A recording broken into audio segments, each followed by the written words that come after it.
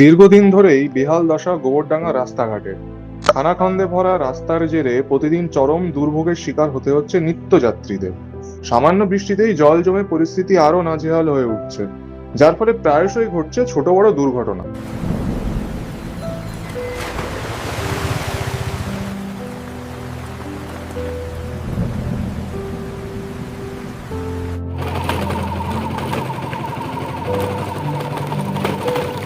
দীর্ঘদিন ধরে চলা এই সমস্যার কারণে ক্ষোভ বাড়ছে স্থানীয় বাসিন্দাদের মধ্যে।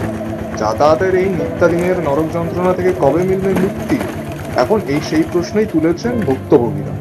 এই রাস্তার বেহাল দশা নিয়ে আপনার কি অভিজ্ঞতা, কমেন্ট করে জানান।